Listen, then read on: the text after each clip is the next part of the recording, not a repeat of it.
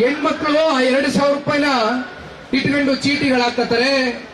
ಪಾಪ ಮನೆಗೆ ಬೇಕಾದಂತ ವಸ್ತುಗಳು ಖರೀದಿ ಮಾಡ್ತಾರೆ. ಅವ್ರ ಜೀವನ ಸಾಕ್ತಾ ಇರೋದೇ ನಾವು ಕೊಡ್ತಾ ಇರೋ 2,000 ರೂಪಾಯಿಂದ ಅಂತ ಘಂಟಾಘೋಷವಾಗಿ ಕ್ಲೇಮ್ ಮಾಡಿದ್ರೆ ನಿಮ್ಮ ಟ್ವಿಟರ್ ಅಕೌಂಟ್ ಅಲ್ಲಿ ಕಾಂಗ್ರೆಸ್ನ ಪಕ್ಷ. ಕೊಡ್ರಪ್ಪ ನಮ್ಮ ನಾಡಿನ ಹೆಣ್ಮಕ್ಳಿಗೆ ದಯಮಾಡಿ ಗೌರವ ಕೊಡ್ರಿ. ನೀವು ಕೊಟ್ಟಂತ ಮಾತನ್ನು ಉಳಿಸ್ಕೊಳ್ಳಿ.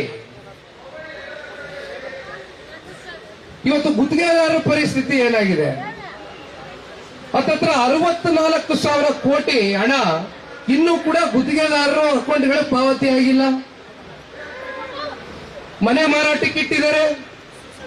ಸೂಸೈಡ್ ಮಾಡ್ಕೊಳ್ತಕ್ಕಂಥ ಒಂದು ಪರಿಸ್ಥಿತಿಗೆ ದೂಡಿದ್ದೀರಿ. ಇದೇ ನಿಮ್ಮ ಕೇಂದ್ರದ ಮಹಾನ್ ನಾಯಕರು ಗಾಂಧಿ ಕುಟುಂಬದ ಕುಡಿ ರಾಹುಲ್ ಗಾಂಧಿ ಅವರೇ ಭಾರತ್ ಜೋಡೋ ಯಾತ್ರೆ ಮಾಡಿದ್ರಿ. ಇಡೀ ದೇಶದ ಉದ್ದಗಲಕ್ಕೂ ಅಂದು ಇದ್ದಂತ ಸರ್ಕಾರ ಬಿಜೆಪಿ ಸರ್ಕಾರದ ಮೇಲೆ ಏನು ಚುನಾವಣೆ ಸಮೀಪದಲ್ಲಿ ಪೇಸಿಎಂ ಅಭಿಯಾನ 40% ಕಮಿಷನ್ ಸರ್ಕಾರ, ನಾವು ಬಂದ್ರೆ 0% ಮಾಡ್ತೀವಿ, ಎಲ್ಲಾ ರೀತಿ ಭರವಸೆ ಕೊಟ್ರಿ. ಇದೇ ರಾಹುಲ್ ಗಾಂಧಿ ಅವರು ಇಡೀ ಭಾರತ್ ಜೋಡೋ ಯಾತ್ರೆನಲ್ಲಿ ಕರ್ನಾಟಕ ರಾಜ್ಯ ಸರ್ಕಾರ ಅಂದಿದ್ದಂತ ನಮ್ಮ ಮಿತ್ರ ಪಕ್ಷವಾಗಿರ್ತಕ್ಕಂಥ ಬಿಜೆಪಿಯ ವಿರುದ್ಧವಾಗಿ ಏನೆಲ್ಲ ಮಾತಾಡಿದ್ರು.